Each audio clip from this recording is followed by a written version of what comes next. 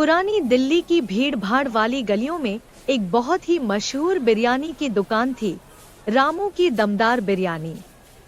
इस दुकान का मालिक था रामू हलवाई, बड़ा चालाक लेकिन उतना ही लालची। रामू की बिरयानी खाने लोग दूर दूर से आते थे, लेकिन उसका असली मकसद था ज्यादा कमाना, कम देना।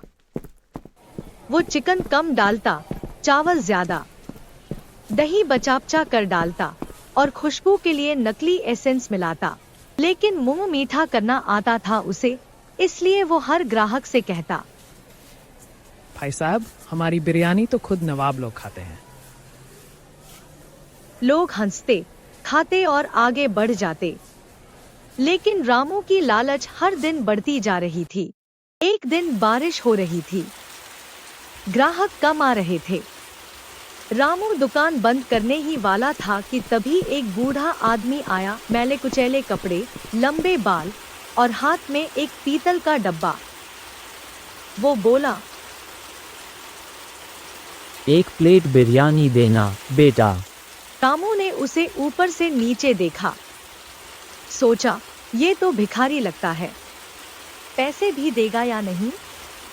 फिर बोला, ठीक है बाबा, बैठ जाओ। रामू ने सबसे बासी चावल, बचा खुचा चिकन और थोड़ा दही डालकर एक प्लेट दी। बूढ़ा आदमी चुपचाप खा गया और बोला, बेटा ये लो, ये मेरी तरफ से गिफ्ट है। और उसने रामू को वो पीतल का डब्बा दे दिया। रामू बोला, इसमें क्या है?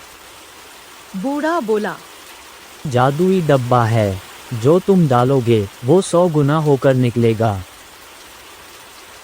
और वह बूढ़ा आदमी हवा में गायब हो गया। रामू तो चौंक गया।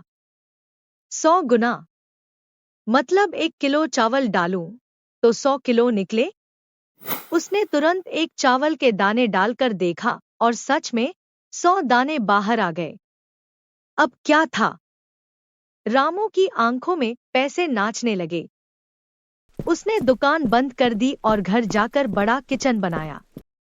अब वो रोज सिर्फ थोड़ा सा सामान डालता और डब्बा से 100 गुना निकालता। कम लागत, ज्यादा कमाई। बिरयानी के नाम पर अब खुशबू, रंग और नकली मसाले मिलते थे, लेकिन ग्राहक तो बेख पर बस कहते थे। रामू की बिरयानी की बात ही अलग है। रामू का पड़ोसी था गुड्डू हलवाई, जिसकी कचौड़ी की दुकान थी। गुड्डू नोटिस कर रहा था कि रामू रोज 1 किलो चावल लाता है, लेकिन 100 प्लेट बिरयानी बेचता है। वो सोचने लगा, कुछ तो गड़बड़ है। एक रात गुड्डू ने रामू के घर में झांका और देखा, रामू पीतल का डब्बा खोलकर कुछ डाल रहा है और डब्बा से 100 गुना निकल रहा है। गुड्डू बोला, अरे, ये तो जादू है। अगर डब्बा मेरे पास आ जाए तो मैं कचौड़ी से करोड़पति बन जाऊं। अगली सुबह गुड्डू ने मौका पाते ही रामू का डब्बा चुरा लिया। घर जाकर उसने उसमें एक कचौड़ी डाली और बोला, चल बेटा, अब तू भी अमीर। लेकिन डब्बा से निकली 100 जली हुई कचौड़ियां। फिर उसने गुलाब जामुन डाला, निकले 100 खट्टे गुलाब जामुन।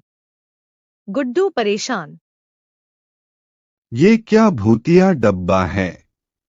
तभी डब्बा से आवाज आई, लालच किया है, सजा मिलेगी।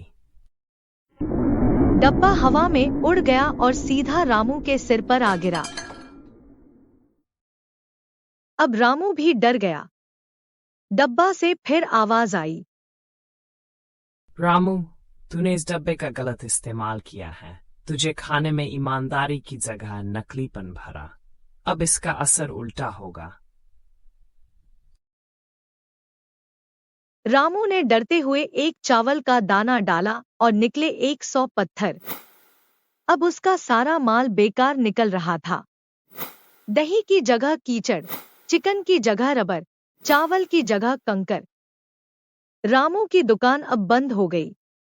लोग कहने लगे, उसकी बिरयानी अब खराब हो गई। लगता है ऊपर वाला नाराज है। रामू ने डब्बा उठाया और फिर उसी बूढ़े बाबा को खोजने निकला। बहुत दिन भटकने के बाद वही बाबा एक मंदिर के बाहर मिला।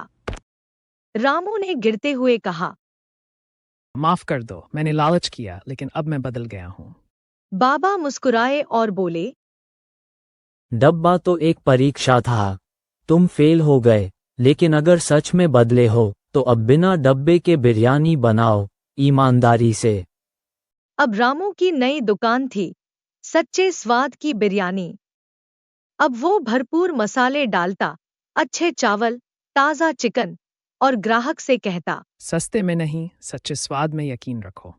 धीरे धीरे उसकी दुकान फिर चल निकली, बिना जादू, बिना लालच, सिर्फ मेहनत से। और डब्बा, वो अब रामू ने मंदिर में रखा है, याद दिलाने के लिए कि जादू मेहनत में है, ना कि शॉर्टकट्स में। लालच से कुछ समय के लिए तो सफलता मिलती है, लेकिन सच्चा स्वाद ईमानदारी में ही होता है। दोस्तों, अगर वीडियो अच्छा लगे तो कृपया सब्सक्राइब करें ताकि मेरी मेहनत और आपका मनोरंजन बरकरार रहे।